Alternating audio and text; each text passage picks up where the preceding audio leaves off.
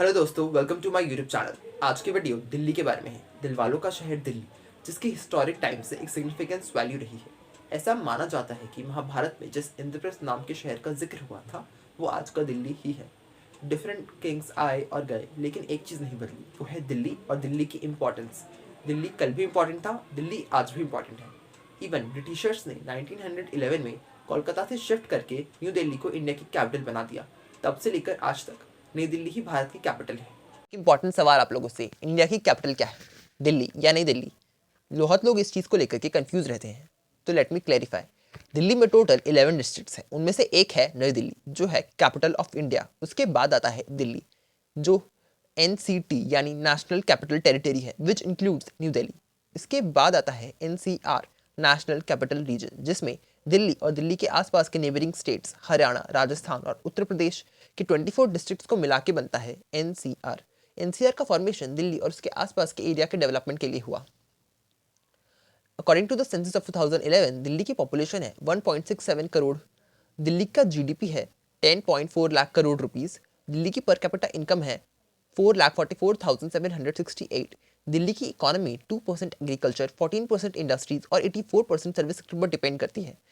Tourism भी दिल्ली की economy में एक इंपॉर्टेंट रोल प्ले करता है। Qutub Minar, Akshardham, Red Fort, Lotus Temple, India Gate, Bangla Sahib, Humayun Tomb, Jama Masjid, Rashtrapati Bhavan, ये कुछ दिल्ली के इंपॉर्टेंट टूरिस्ट प्लेस हैं। दिल्ली में public transport, DTC, cluster buses और मेट्रो जैसी फैसिलिटीज अवेलेबल है। दिल्ली में इंडिया का लॉन्गेस्ट मेट्रो नेटवर्क है, जिसकी लेंथ है 393 किलोमीटर, जिसमें 288 स्टेशन हैं। अप्रॉक्सीमेटली 5 to 6 मिलियन लोग दिल्ली मेट्रो से डेली ट्रैवल करते हैं। मेट्रो दिल्ली की कनेक्टिविटी में एक इंपॉर्टेंट रोल प्ले करती है। दिल्ली में आईआईटी, एम्स, दिल्ली यूनिवर्सिटी जैसे एजुकेशनल इंस्टीट्यूट्स भी हैं। दिल्ली में stadium, Indira Gandhi international airport, new Delhi railway station जैसे वेरियस इंस्टीट्यूट्स हैं। तो सवाल उठता है, सब कुछ तो है दिल्ली में, क्या नहीं है दिल्ली में? हर तरह का रिक्वायर्ड इंफ्रास्ट्रक्चर है दिल्ली में। तो जवाब सिंपल है, सांस लेने के लिए साफ हवा नहीं है दिल्ली में, यमुना का साफ पानी नहीं है दिल्ली में। According to various reports, Delhi world के टॉप 10 पोल्यूटेड सिटीज में से एक है। हर साल जब सर्दियां आती हैं तो दिल्ली में स्मॉग फैल जाता है, यानी स्मोक और फॉग का मिक्सचर, और फिर इसके लिए पटाखों को ब्लेम किया जाता है। तो सवाल उठता है, जब दिवाली या पटाखे नहीं फोड़े जाते तो क्या दिल्ली की हवा साफ रहती है? तो जवाब है नहीं। AQI, एयर क्वालिटी इंडेक्स, जो एयर की क्वालिटी को मेजर करने का एक पैरामीटर होता है, जैसे ही 150 से ऊपर जाता है, हवा सांस लेने के लिए अनहेल्थी हो जाती है। दिल्ली का एवरेज AQI 395 है, यानी दिल्ली की हवा इतनी खराब है कि इसमें सांस लेना यानी 30 से 40 सिगरेट कंज्यूम करने जितना खतरनाक है। इसके रीजंस हैं waste burning, transport, industries, construction activities और डस्ट।